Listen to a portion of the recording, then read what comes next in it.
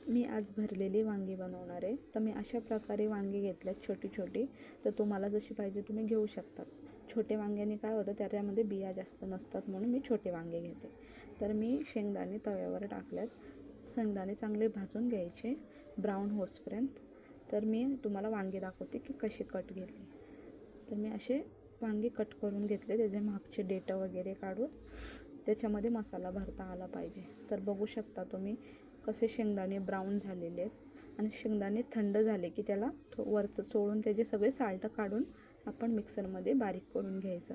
जास्त बारीक नाही करायचा, कारण त्याचा लेस पावडर होईल म्हणून थोडंसं जाडच ठेवायचा. मग त्याच्यामध्ये मी हळद, लाल तिखट, काळा मसाला आणि मीठ टाकून चांगलं मिक्स करून घेतलं.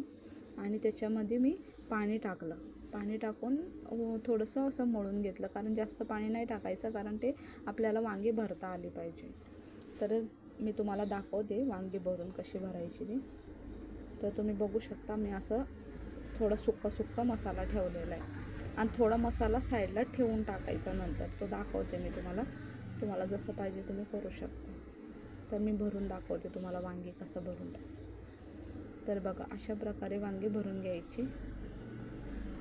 आणि त्याच्यामध्ये एकदम भरून टाकायचा मसाला, कारण ते आणि असं दाबून घ्यायचं, कारण मसाला नंतर तो भाजीत आला नाही पाहिजे कढईमध्ये टाकताना, की त्याच्यामध्ये ते भरलेलंच असतं.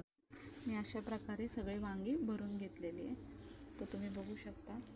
आणि मी थोडंसं मसाला साईडला ठेवला आहे, कारण त्याच्यामध्ये आपल्याला पाणी मिक्स करून त्याच्यामध्ये सोडायचं आहे वांग्यांमध्ये, कारण थोडंसं ग्रेव्हीसारखं, नाही तर नुसते वांगी सुके होईल. तर आता कढईत मी तेल टाकले. तर त्याच्यामध्ये मोहरी आणि कढीपत्ता तेल गरम झाल्यावर टाकून द्यायचं. तर आपण सगळे आता वांगी सोडू. तर सगळे वांगी सोडल्याच्या नंतरून आपण तो मसाला जो होतो त्याच्यामध्ये थोडं पाणी टाकून त्या वांग्यामध्ये सोडून टाकायचं. थोडीशी वांगी आपण परतून घेऊ. आणि आता तो मसाला आपण थोडं पाणी टाकून त्याच्यात सोडून द्यायचं. जास्त पाणी टाकू नका.